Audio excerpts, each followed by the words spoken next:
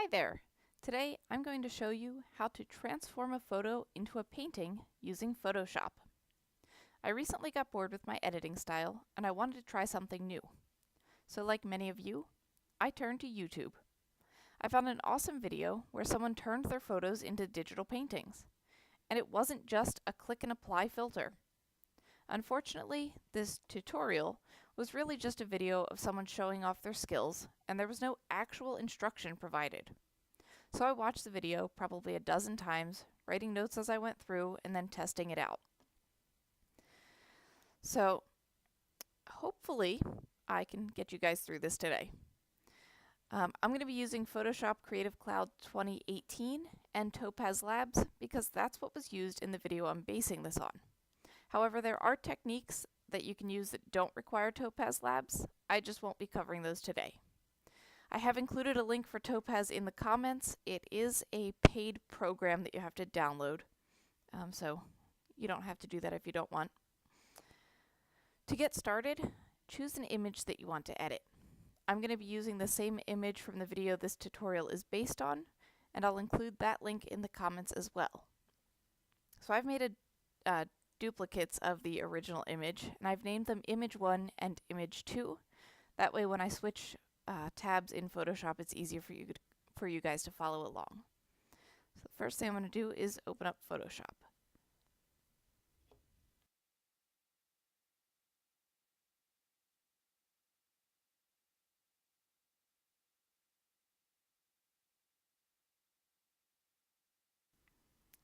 And then we're going to go up to File,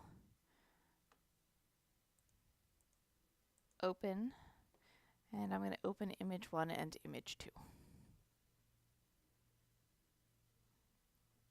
Okay, so on the Image 1 tab, I'm going to make a duplicate of this background layer by grabbing it and dragging it down to the Create New Layer icon.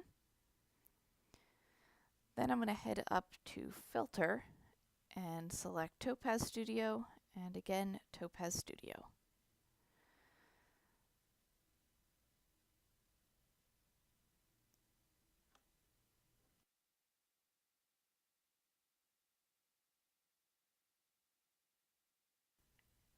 When Topaz opens up, sometimes the startup window gets stuck and it doesn't disappear, so I just go up to Image, Image Size, and then hit Cancel, and it clears out.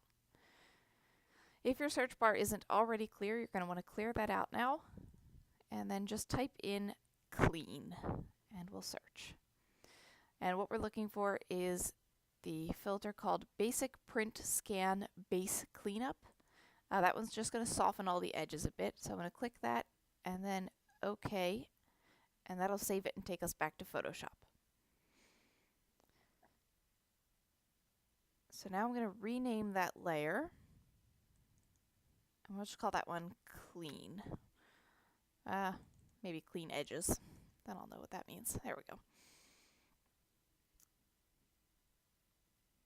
Then we're going to go and save Image 1. So I'm just going to click Control S on my keyboard. I want to save it as a Photoshop file. That way all its layers are kept. And I'll just click Save. Now I'm going to go over to Image 2. And let me flip pages here. Okay, on Image 2, we're going to create a duplicate layer of the background again by grabbing the background and dragging it down to the Create New Layer icon. Then again, we'll go up to Filter, but this time choose the Camera Raw filter. And I do apologize, mine doesn't quite fit on the screen. I am working with a 13-inch laptop today, so I'm just going to make that fit as best I can. What you want to do here is make your image more contrasty. So however you choose to do that, just make those darks really pop.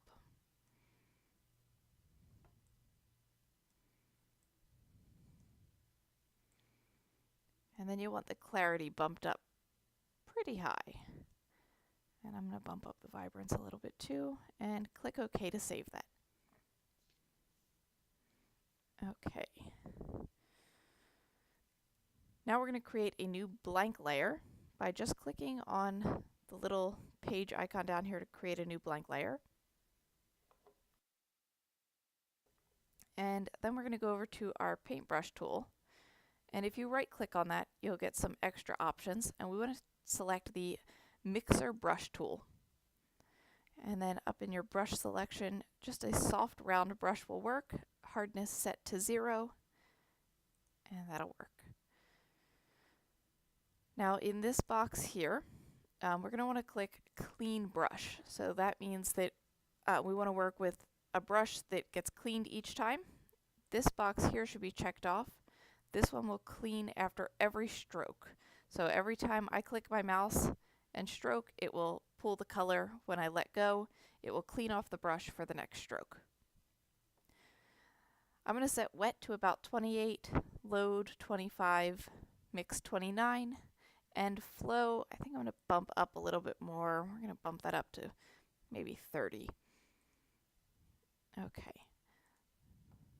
Now what you want to do is paint all of the skin.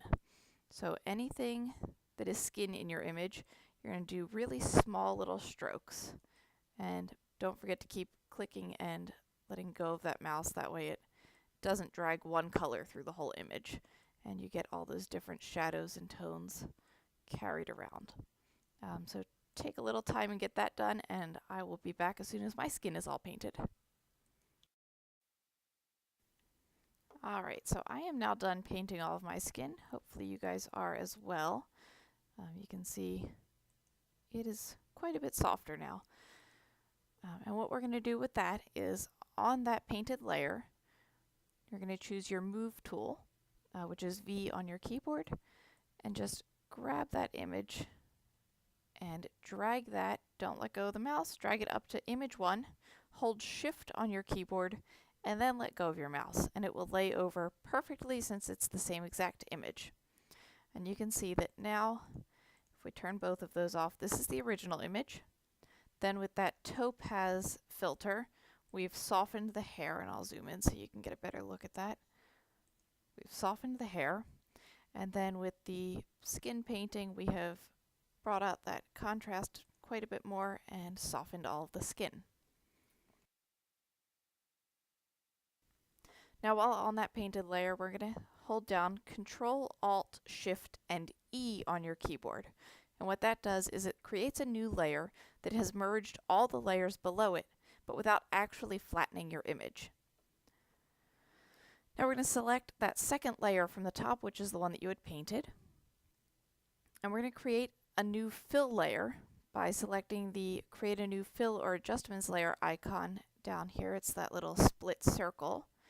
And just choose Solid Color. And I'm going to set that color to Pure White, CMYK all 0, and then just click OK. Now we're going to go and select the top layer, the one where we have all of our images merged, or all of our layers merged, and click Control T, and that'll allow us to transform the image. Make sure you don't warp it. I know Photoshop 2019 Creative Cloud, you don't have to hold Shift anymore, but I'm in 2018, so I'm going to hold Shift so that it doesn't squish or stretch the image. And all you want to do here is make sure you get a bit of a white border around the whole image, and then check that off to apply the transformation. Now we're going to create a new blank layer again by clicking that Create Layer icon. And now we're going to select the brush tool again, still on the mixer brush tool. And this time you're going to want to choose a brush that is like a smudge or a powder brush. I'll include the link below for the one that I'm going to use. I'm going to use a powder brush from Brush Easy, I believe is the website. And we'll just choose this one. I think that'll work. Okay, for this one we're going to set the same thing, clean brush. Make sure that is checked off to clean the brush between strokes. And for wet, we're going to set it to 29 or so I guess 28 would have been fine. This one we'll leave about where it is. They're all going to stay the same except for flow. Flow, I'm going to bump up to 41. Alright, and now what you want to do is just take that, make sure it's pulling wet from all layers. You're going to take your brush and just kind of smear the edges of your image into the white.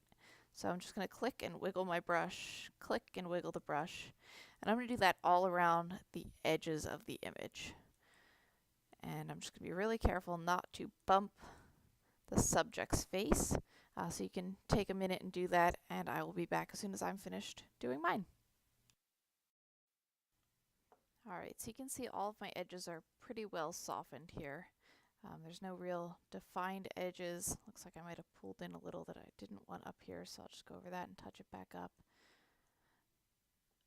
And then we're going to go back in and do the rest of the details in here, getting nice and close to the subject, but without stretching the skin away and blending it too much. I did blend down here a bit, which is fine. It's entirely up to you if you want to do that. And I'll be back as soon as I'm done with that as well. Alright, once you're happy with the way that background looks, we're going to want to save, so Control S.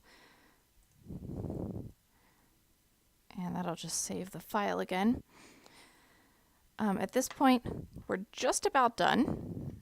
If there's anything else you want to touch up, now would be the time to do any of the brush touch-ups. And now you can add color adjustments or other adjustment layers. I know in the video that I'm basing this on, everything was a bit more blue. So we'll just say curves. I'll go blue. Give it all a little bit more of a blue tone to it. Let's go a little red.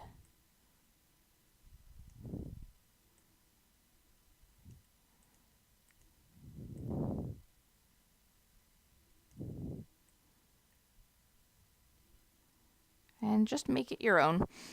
So I'm only going to do the curves layer for now, but you can add other adjustments as well. And then the last thing we're going to do is create a new fill layer again. So this little icon down here, and we're going to go solid color.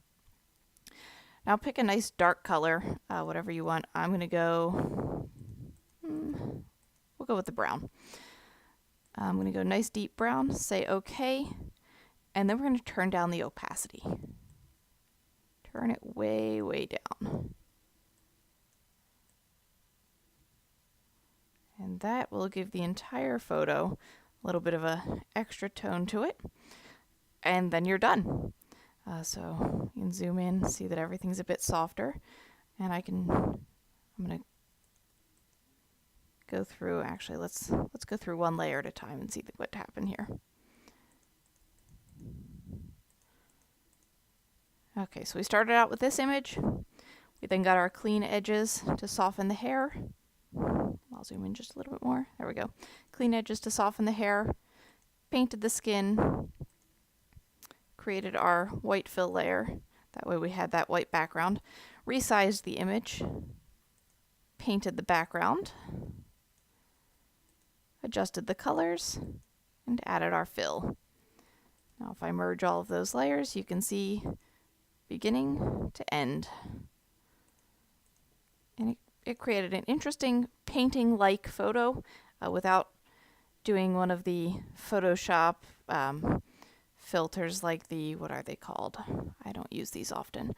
Stylize, what do they have in here? Oil paint, which let's just select that for a minute and you can see that just doesn't really look like what I was hoping for when it comes to a portrait. For a portrait, I wanted that softer painted look. So this worked out great. If you have any questions, feel free to reach out to me. You can email me at hello@antonellisphotography.com. I'll also include that in the comments below. I hope this helped out. I was pretty excited by it. All right, have a nice day.